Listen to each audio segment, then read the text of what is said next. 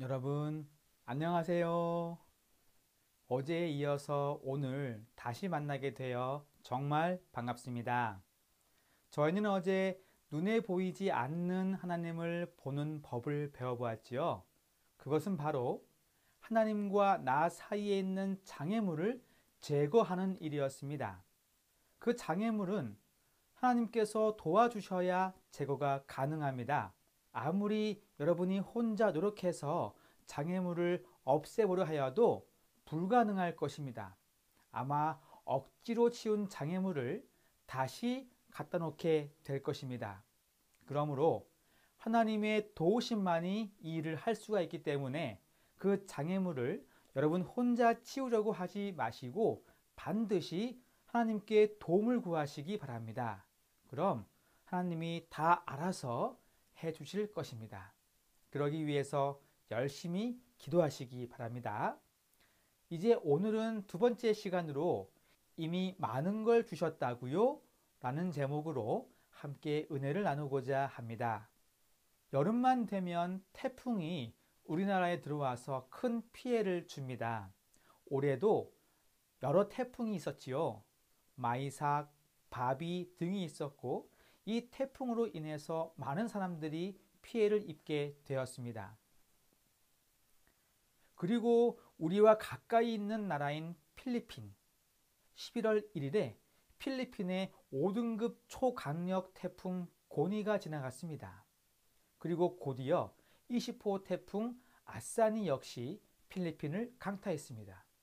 이 일로 수백만 명이 대피를 했고 사망자도 나와서 안타까움을 주었지요.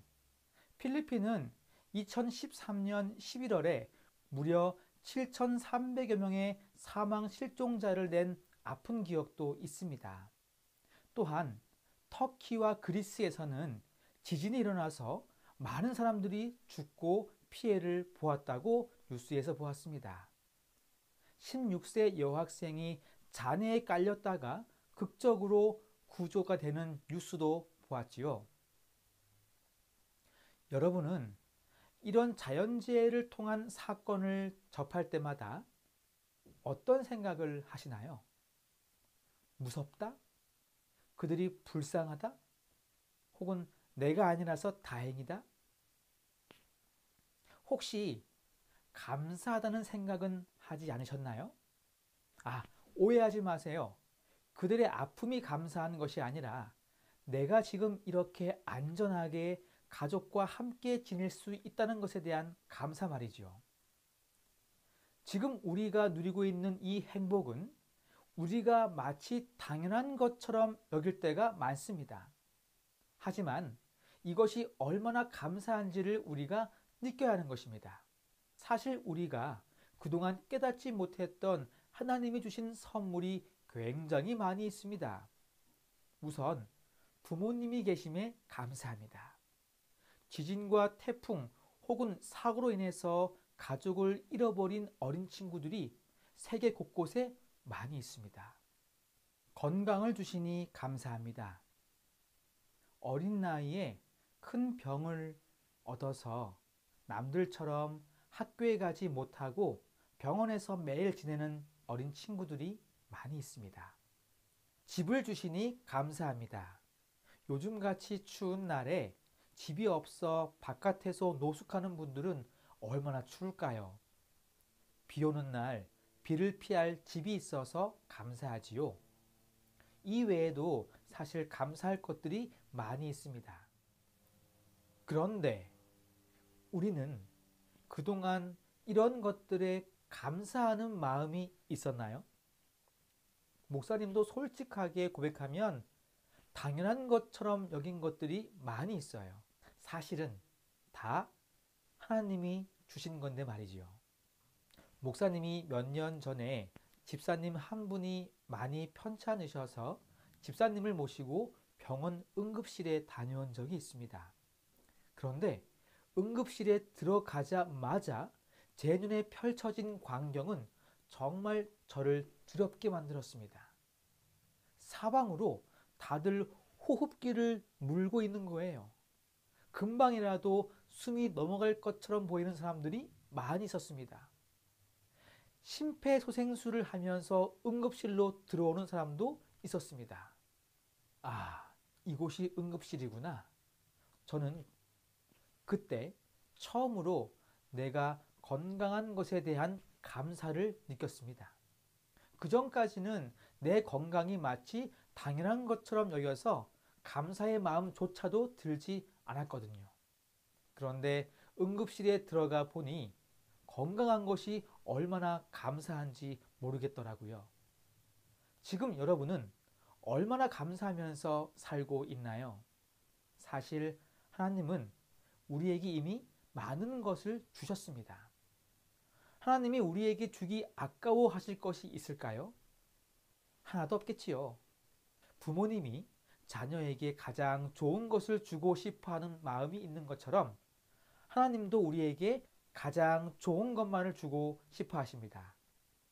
그렇다면 하나님이 우리에게 주신 것 중에서 가장 최고의 선물은 뭘까요? 아름다운 자연계? 공기? 물? 물론 이것들도 가장 최고의 선물이죠. 하지만 이것보다 더 귀한 것이 있습니다. 그것은 바로 하나님의 아들 독생자 예수님을 주신 것입니다. 우리에게 예수님을 보내주셔서 천국을 향한 구원의 통로가 되어 주신 것입니다. 이것만큼 감사한 것이 또 어디 있을까요? 우리에게 영원한 생명을 선물로 주신 것입니다. 로마서 8장 32절에 이런 말씀이 있습니다. 자기 아들을 아끼지 아니하시고 우리 모든 사람을 위하여 내주신 이가 어찌 그 아들과 함께 모든 것을 우리에게 주시지 아니하겠느냐. 하나님은 우리에게 아끼지 아니하시고 이미 많은 것을 주셨습니다. 무엇보다 자신의 아들까지 우리에게 주신 분이 바로 우리가 믿는 하나님이십니다. 영상 하나를 잠깐 보겠습니다.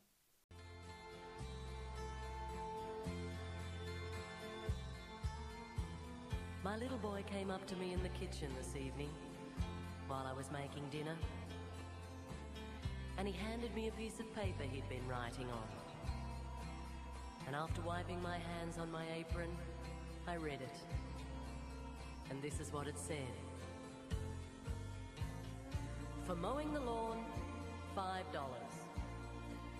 For making my own bed this week, $1. For going to the store, 50 cents. Playing with little brother while you went to the store, 25 cents. For taking out the rubbish, $1. Getting a good report card, $5. And for raking the yard, $2. Total owed, $14.75. Well, I looked at him standing there expectantly, and 1,000 memories flashed through my mind. And so I picked up the pen and turning the paper over, this is what I wrote. For the 9 months I carried you, growing inside me, no charge. For the nights I've sat up with you, doctored you, prayed for you, no charge.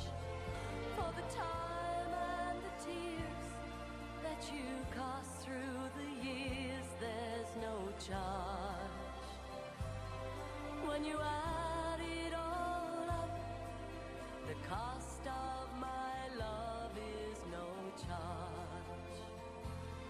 For the nights filled with dread and the worries ahead, no charge. For advice and the knowledge and the cost of your college, no charge. For the toys, food and clothes, and for wiping your nose, there's no charge, son.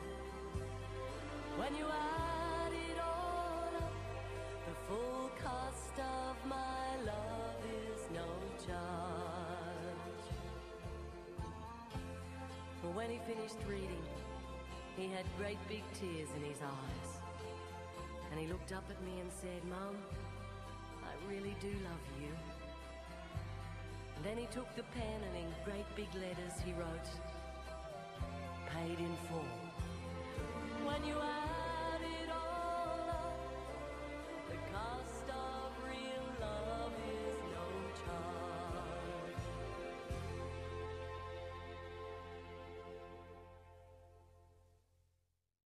영상에서 알 수 있듯이 아이는 엄마에게 해준 봉사의 값을 요구했습니다. 욕심이 많은 아이였습니다. 하지만 반대로 엄마가 아이에게 했던 돌봄과 사랑은 더 컸습니다. 그리고 엄마는 그 모든 것들을 다 값 없이 무료로 해주신 것입니다. 아이는 그동안 아무 생각 없이 마치 당연한 것처럼 여겼기 때문에 감사하지 않았습니다. 하지만 엄마가 이렇게 조목조목 자세히 설명해 주시니까 정말 감사한 일이 아닐 수가 없었겠지요. 여러분들의 부모님도 마찬가지겠지요. 여러분이 돈 내고 집에서 자지 않지요. 돈 내고 밥 먹지 않지요.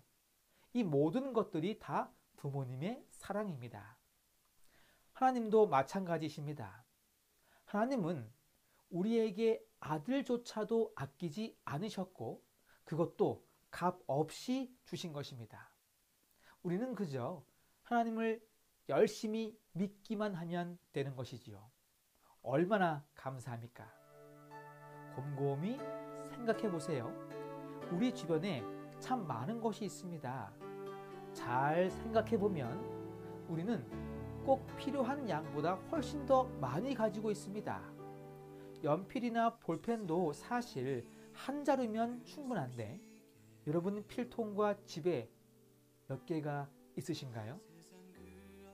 아마 꽤 많을 것입니다. 쓰고 남을 정도로 많을 거예요.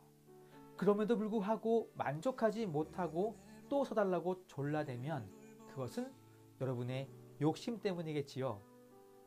하나님은 우리에게 천국만 선물로 주신 것이 아니라 정말 많은 것을 넘치도록 주셨습니다. 나를 사랑하시는 하나님의 사랑에 감사하시기를 바랍니다. 올 한 해 동안 하나님께 감사의 기도를 드리지 못했다면 2021년도에는 꼭 하나님께 감사하는 마음을 가지시기 바랍니다. 그리고 감사의 기도를 드려보시기 바랍니다. 감사의 기도가 넘치면 우리 모두 행복한 생활을 보내게 될 것입니다.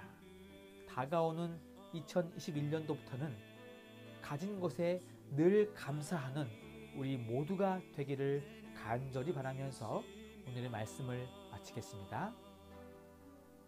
하늘에 계시는 하늘 아버지 감사합니다. 저희들을 너무 사랑하여 주셔서 가장 아끼는 독생자 예수님도 이 땅에 보내주시니 감사합니다. 이미 많이 주셨지만 그 감사한 마음이 지금까지 들지 않고 당연한 것처럼 여겼다면 회개하는 마음으로 주님께 감사하는 마음을 항상 가질 수 있도록 도와주세요. 2021년도에는 더 감사하며 만족하며 행복하게 보낼 수 있도록 도와주시기를 예수님의 이름으로 기도합니다. 아멘.